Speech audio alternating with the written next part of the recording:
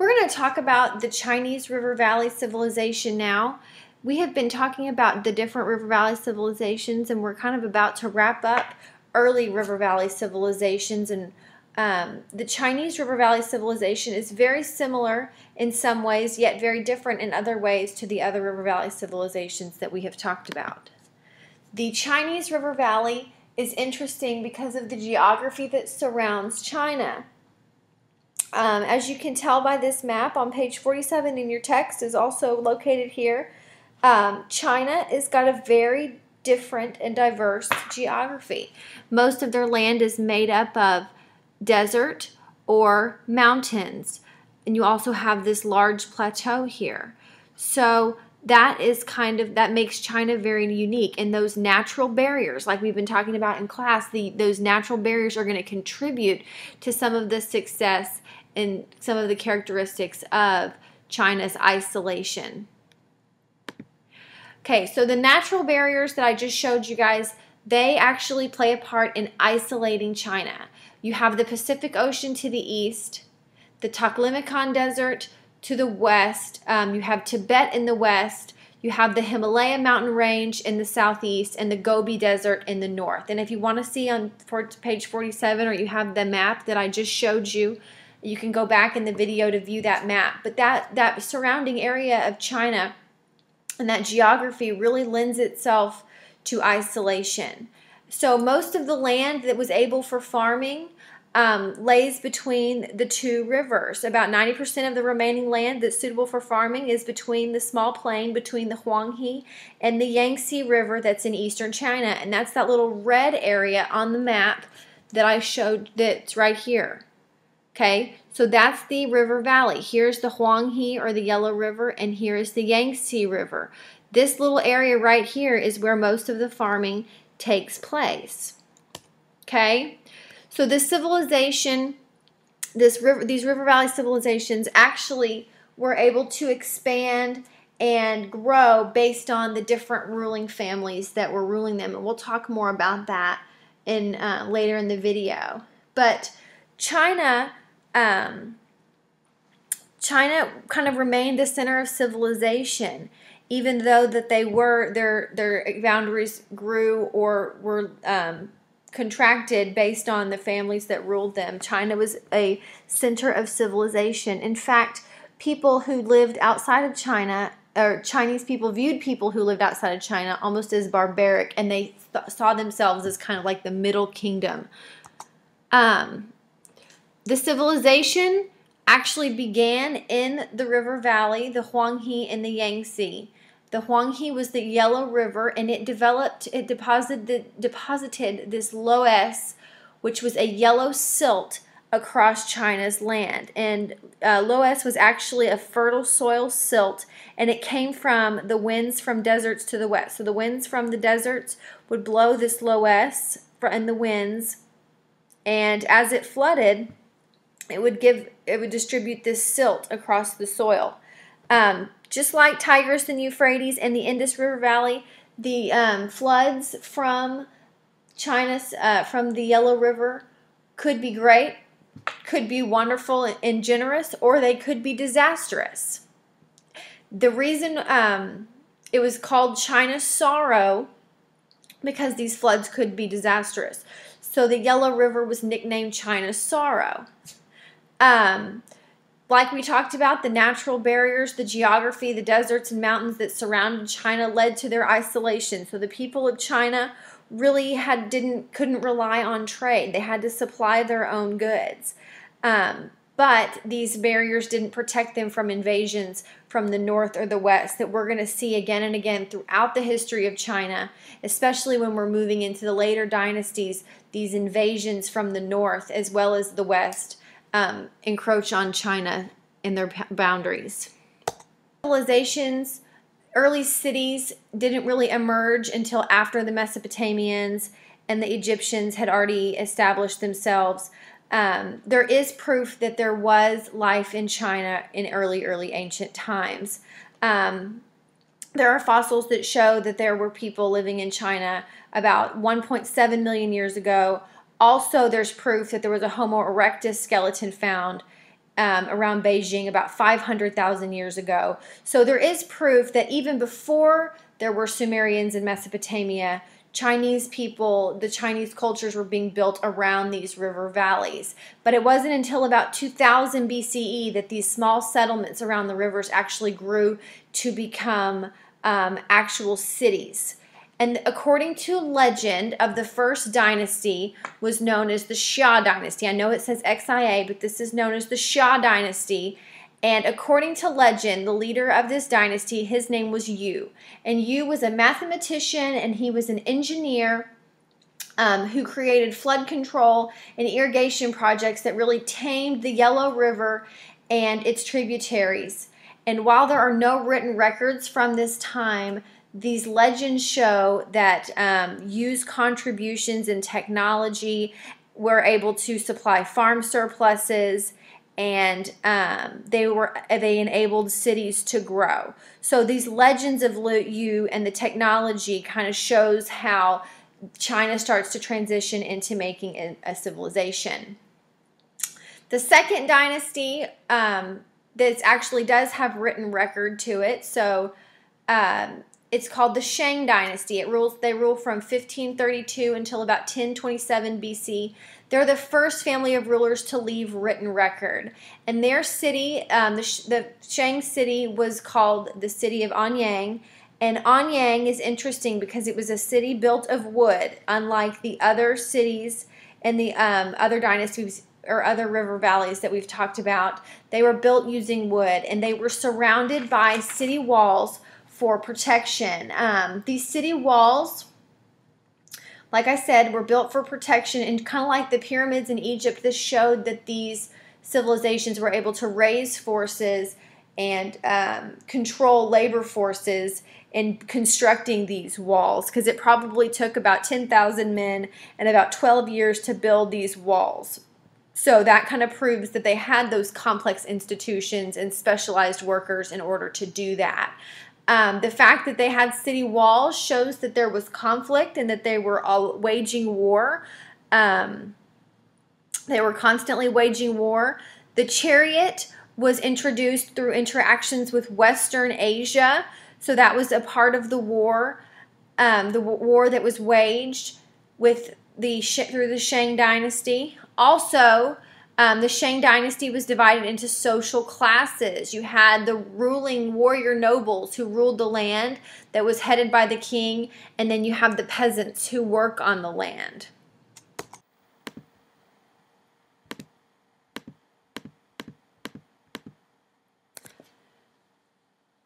During the Shang dynasty,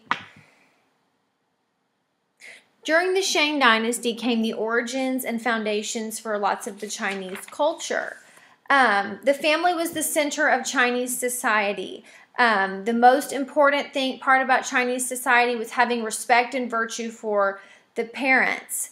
The males, the eldest male, controlled and made all of the decisions concerning property and family decisions in the family. Women were pretty much considered inferior.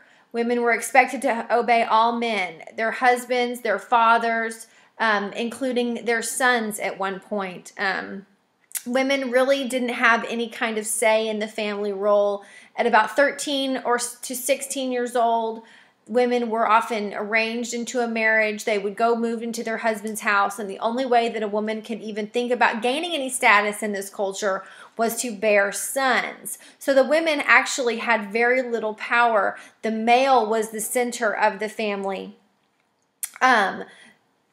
In Chinese culture, the loyalty was in the family. Like we talked about, the chief loyalty was the family, and the second loyalty was to the ruler. So the Chinese coveted their family, and then they gave their respect to the ruler of the Middle Kingdom or to China.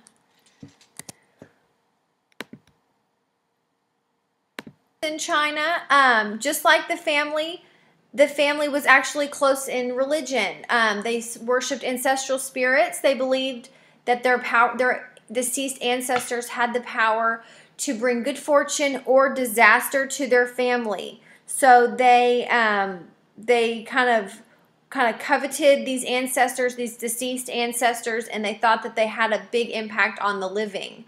These ancestral spirits were not considered to be supreme gods, but they actually worshipped their supreme gods through their ancestors. The supreme god was Shangdi, and there were also lesser gods, and they worshipped them through the spirits of the ancestors.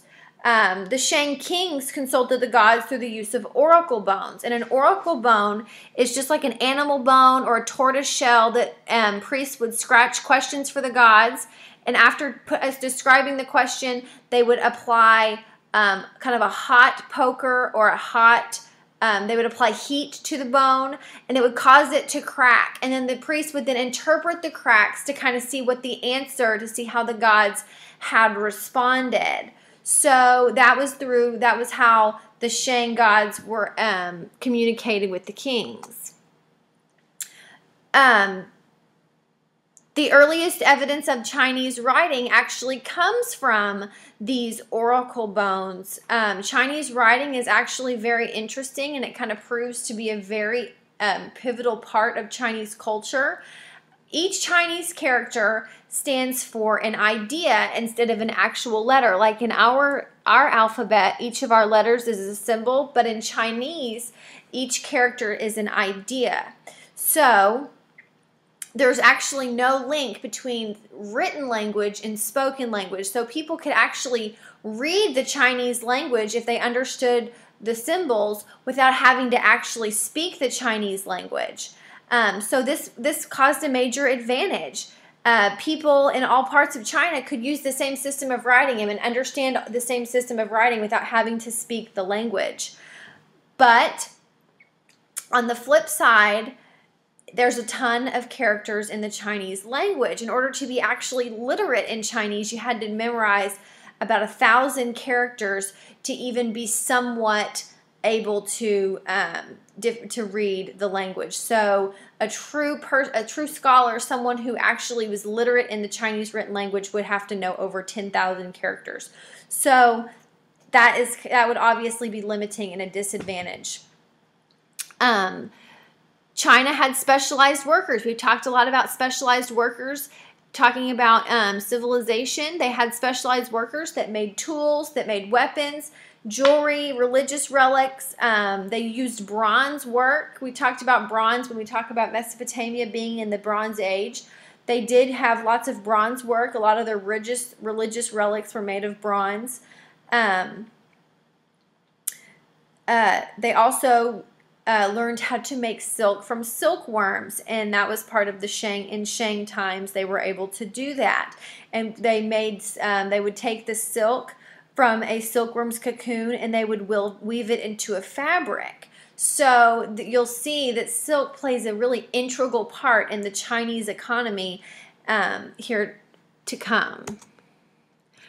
Okay, the Shang dynasty in 1027 BC is overthrown by the Zhou dynasty. And I understand that this looks like Zhao, but it is actually pronounced Zhou. And the Zhou dynasty, even though they're highly assimilated with the Shang dynasty culture, they really don't come and bring a whole new culture to China, but they do bring some new ideas. They come in and they overthrow the Shang dynasty using the justification that the Shang rulers were bad and the gods were upset with them, so they take it away. And this eventually becomes known as a system as the Mandate of Heaven. This justification to overthrow, or this idea that the gods are displeased with the ruler and that they need to be overthrown, becomes the foundations for the Mandate of Heaven. And the Mandate of Heaven is just the idea that the ruler has divine approval, meaning that the gods have selected that ruler to rule China. The ruler can lose the Mandate of Heaven if they are wicked or foolish. So if the Mandate of Heaven, if the ruler is proving to be an ineffective ruler, a wicked ruler, if there are natural disasters, if they're having problems with money, any kind of hard times in Chinese society, that could be justification that the gods are trying to revoke the mandate of heaven and a new dynasty needs to come in. This kind of was started with the Zhou dynasty coming in and overthrowing the Shang dynasty, and kind of led to the it broadened the mandate of heaven and made it a part of the Chinese dynastic cycles. The mandate of heaven now has become a central part of Chinese government at this time. Any signs of floods, disasters, events, anything that's going to indicate that the gods are not pleased with the rulers, new family of rulers is going to come in and overthrow that government, claiming that the mandate of heaven has come in to take away that ruler's power. And this establishes a dynastic cycle, and that's just the pattern of the rise and decline of different dynasties throughout Chinese history. And we're going to talk about the dynastic cycle. And China actually goes through different dynastic cycles until the 1900s. And we're going to talk about each one of those dynasties and each one of those families that comes in to take power of China.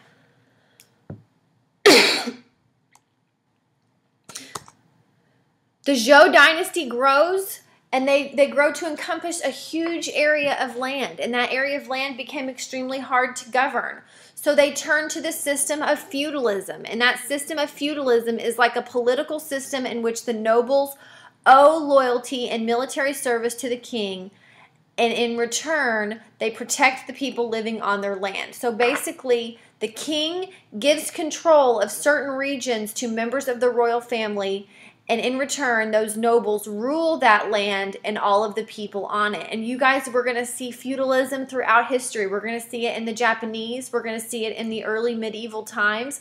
But this system of feudalism caused some problems because the local lords who were designated to rule the land, they started out, they were submitting to the king, but then they started to grow stronger, and their little towns started to expand into cities, and the cities started to expand into outer territory.